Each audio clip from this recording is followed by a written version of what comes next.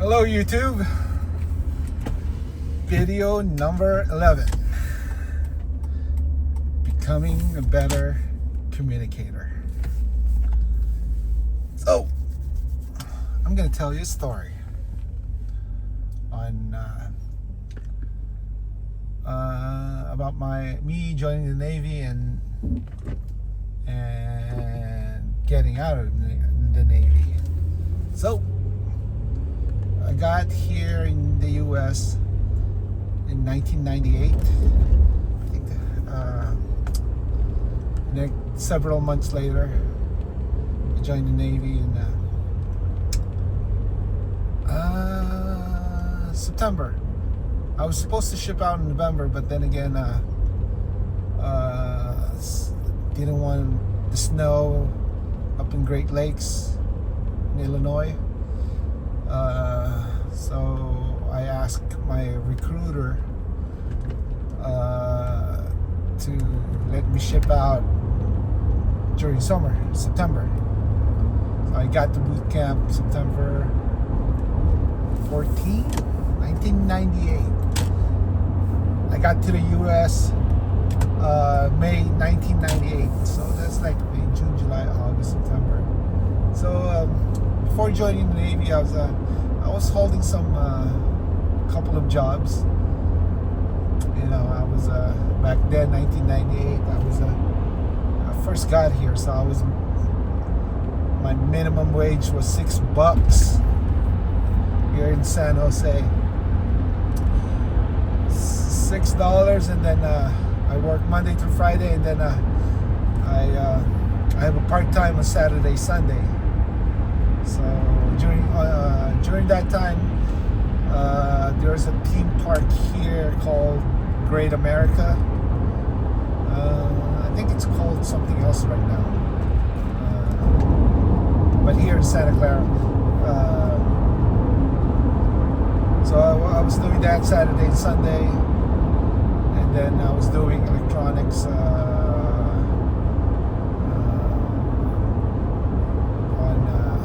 Monday through Friday.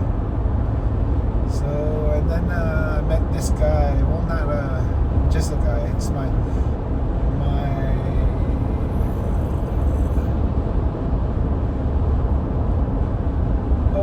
we call him Uncle. So, anyways, but he's not really related to me. He's related to my cousin's husband. So, anyways, he was like, "Oh, why don't you join the Navy?" And I was like, "So." And I was like, Navy? Military? Because when I was in the Philippines in high school, we had this, we call it citizen army training. And during our senior high school, you have to do that at least on your senior year, which is your last year of high school.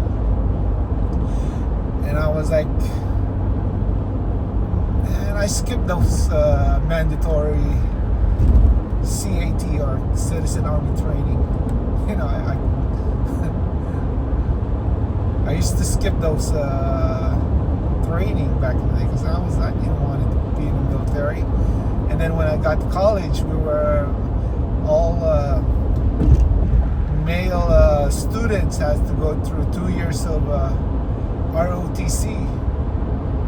Even that, I was like, you know, I was skipping a lot, and I was on medical sciences school, so I was a medic. So we were like in the shades, like unlike those guys out in the sun.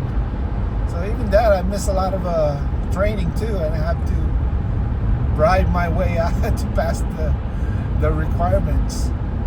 Anyways, yeah, so the military wasn't the thing to me. But then again, I didn't like my job. Although I like my my weekend job, but that's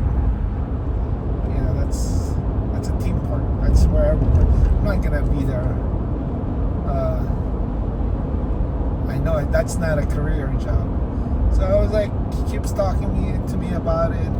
I was I was 20 years old, and I was like, huh, I'll put that in the back of my pocket.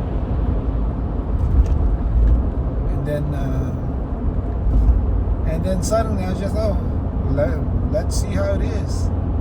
So I went to the recruiter office, and then my recruiter, he was actually new, and I was his first recruit, so he was,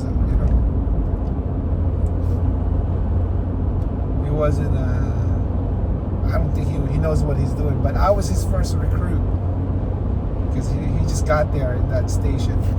And yeah, come September, I got shipped out. First day when we got to boot camp, I was like, when the division commander started yelling at us, and they were like, what the hell did I get myself into? So yep, eventually I finished boot camp. I finished boot camp around November, and then I got shipped to Hawaii. My first duty station was in Hawaii, and yeah, I was on a ship. I was on that ship for about 4 years, and then I re-enlisted. For another 3 years. I stayed in Hawaii. There was a billet open for me, so I took it. But that's still in Hawaii. And then after that enlistment, so I got shipped to Japan. I was on the ship in Japan. So the whole time I was in the Navy for 12 years, I was at sea. I was on sea duty for about good 8 years of it. So, yep, they called me. That's a salty dog. So yeah, Japan was amazing. Although I was on the ship, every time there's a typhoon, the ship has to go out at sea, and we have to deal like 2 hurricanes, sometimes 3 at the same time, coming from the east, coming from the west, coming from the north or south, I think. Yeah, South China Sea. It's coming from South China Sea, like 3 storms banging, and sometimes everybody's seasick. I got used to it, but still, my office, my admin office is way in front of the ship, so the forward you are on the ship, that's where all the rocking are. The best places on the middle of the ship. So, and then my last duty station, I came back home in California, in the middle of nowhere. If anybody know where Lemoore, California is, that's where I got stationed last. And I was attached to a carrier air wing, a squadron that carries F-18s. So, and then we were attached to Ronald Reagan, and that was my last deployment. So I had to meet the carrier up in the Gulf. So we were like traveling for 5 days just to get to the ship, and we were flown in. You see the aircraft carrier landing. Yeah, we were on the, I think, what aircraft was that? It's an aircraft that delivers mail in the ship. I forgot what it's called. But yeah, so that's the aircraft that carry personnel that's gonna meet up the ship, and that's what we did. So yeah, that was quite an experience, landing on the aircraft carrier. And that was my last deployment, and unfortunately, that was my last duty station. I got on. I didn't get in trouble. I just they actually forced me out in the Navy, and that was it wasn't my choice to get out, but I was forced out because I wasn't they said I wasn't fit for duty anymore. So well, yep. And that time I was just heartbroken, and I just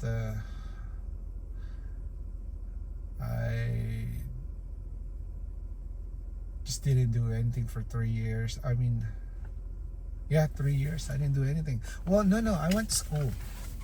That's when I got my degree in accounting. So, but then again, I didn't work. I was just going to school, and then after I graduate, I didn't even look for a job, an accounting job. I just, I saw my cousin told me, hey, post office is hiring, and I was like, oh, let me try it.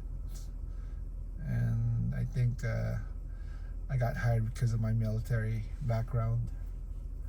But yeah, and then next thing you know, I'm here. I'm still at the post office 13 years later. And now 12 years in the Navy, 13 years at the post office, and I want a career shift. So I've considered right now. I just got used to not keep updating my skills, and I think I consider myself unemployable. So yeah, I mean, I'm unemployable if I do a career change. This is why I'm doing this channel. This is why I'm trying to get better at communicating. So I know it's gonna help out. I don't know what field, but something. Maybe another federal job, but I want to do this first. I want to communicate better. So yeah, well, I'm at home right now, or outside. Anyways, you all stay tuned for video number 12. Good night, guys.